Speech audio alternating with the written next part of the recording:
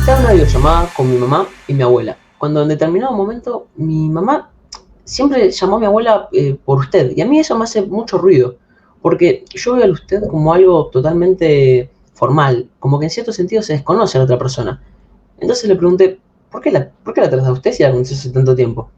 Y me dijo que nada, simplemente nunca se acostumbró a tutearla. Me sorprendió más lo que me contó después mi abuela, y es que ella trataba a usted, a su papá y a su mamá, y eso no sé por qué, pero me voló la cabeza.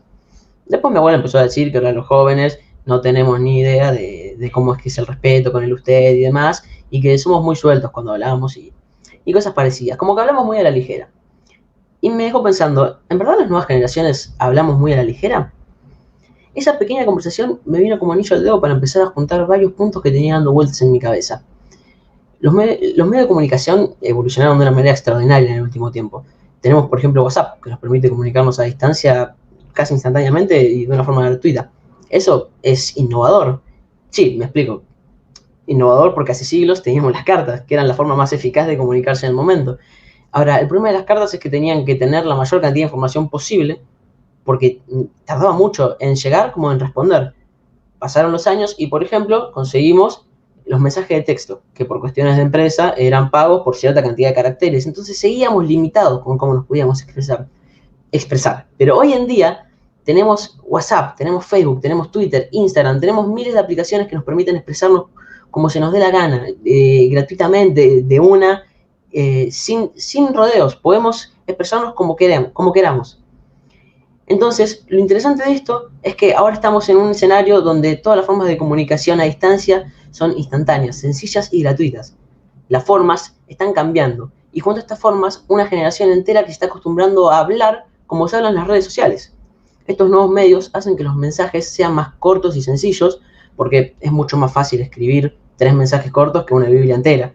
Digamos, yo no digo, queridos padres, lamento informarles que hoy a la tarde llegaré bastante tarde a casa, porque el transporte público se ha retrasado mucho tiempo del que yo esperaba. Lo lamento. Los quiere, Emma. Más bien es directamente una cosa como, bueno, el buen día tardó un rato, listo. Ahora, estas cosas de que estamos yendo mucho más rápido, en parte tiene que ver con la inmediatez de las redes y la forma de comunicarse, pero también tiene que ver con el cronolecto que está surgiendo en las nuevas generaciones. Un cronolecto vendría a ser como una variación lingüística dentro de un grupo de determinada edad. Entonces, por ejemplo, cada generación puede tener un cronolecto. Capaz que el cronolecto de mi generación se va a ver reflejado en el uso de palabras como buenardo o de ruta, y el cronolecto de otra generación se va a ver, no sé, en un mayor uso del lunfardo o de un excesivo uso del usted y palabras parecidas, pero digamos como que se mantiene una estructura. Por eso se va como determinando que actualmente yo creo que las redes sociales empiezan a marcar aún más este cronolecto. Ahora, el lenguaje siempre estuvo evolucionando y siempre hubo gente que se opuso a la evolución de este lenguaje. La cosa es que antes esta evolución era mucho más paulatina. Pero ahora, ¿puede ocurrir que al estar hiperconectados el lenguaje esté vulnerable a cualquier tipo de cambios? Durante los últimos años surgieron varios movimientos lingüísticos que rompieron unas cuantas barreras de lo que nosotros identificamos como lenguaje. Quizás no de una manera tan agresiva. Por ejemplo, intentar usar palabras que den un mayor énfasis a otra palabra. Por ejemplo, el buenardo, que le agrega un ardo a las cosas para que quede, bueno, buenardo.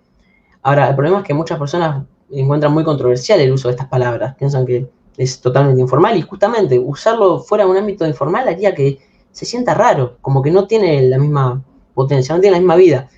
Y eso que simplemente la palabra es como decir muy bueno, pero con otras letras.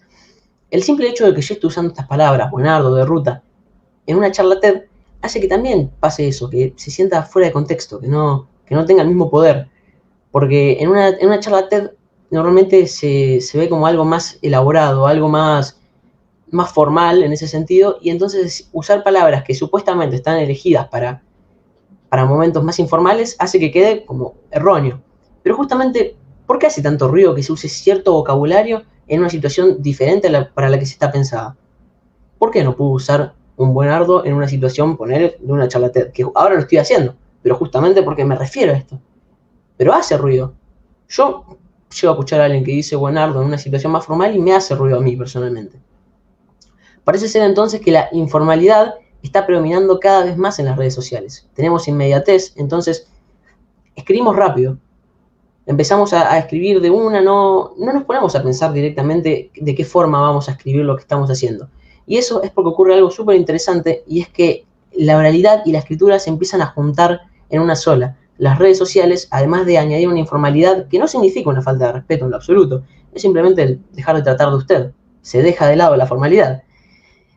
Como decía, lo interesante es que la oralidad y la escritura empiezan a juntarse y hace que se junten dos islas que antes parecían totalmente separadas.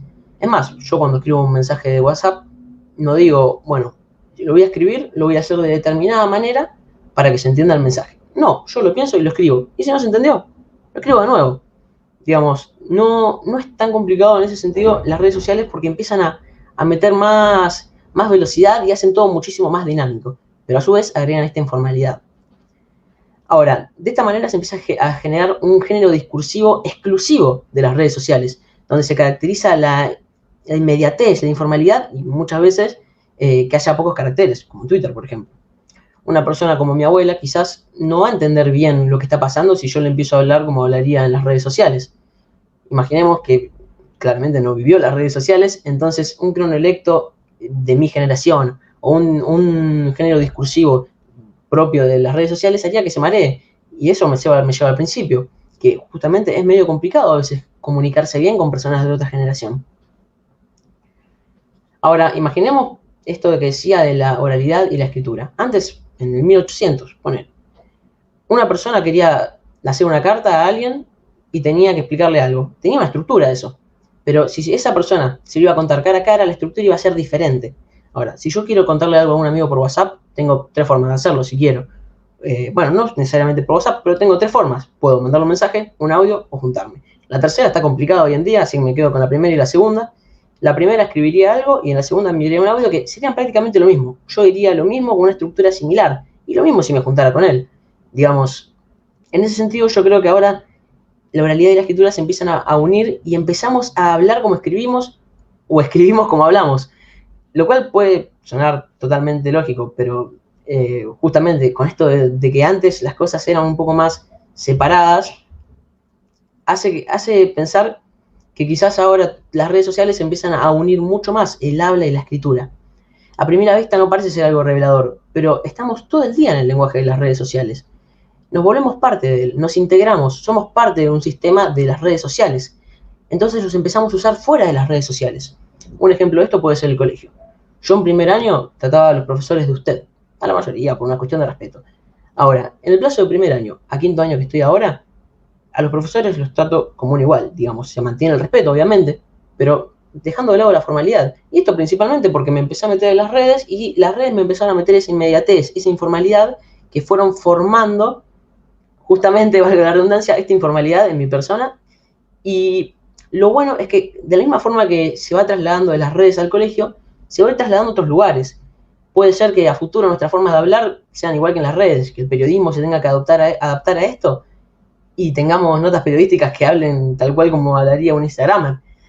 Pero quién sabe qué rumbo va a tomar las comunicaciones. ¿Por qué le tenemos tanto miedo a los cambios que puede atravesar el lenguaje? Si al fin y al cabo nosotros somos parte del lenguaje. En verdad, todos lo formamos como tal. Cada generación tuvo su propio grano de arena y lo dejó. Tuvo su forma de hablar, de expresarse, de ser. Ahora estamos frente a un escenario en el que nuestros medios están en constante cambio. Capaz que mañana se viraliza una nueva palabra. Capaz que empezamos a usar el lenguaje inclusivo. Estamos en un momento donde tenemos formas de hablar que pueden salir de cualquier lado y le permiten a cada persona expresarse de la manera que quiere ser, sin restricciones, con informalidades o si quiere con extremas formalidades. No hay ningún problema. ¿Será que estamos frente a uno de los momentos de mayor libertad de expresión? El lenguaje claramente va a seguir cambiando, pero si es que nosotros somos parte de él. Y la lengua cambia, y nosotros también. Muchas gracias.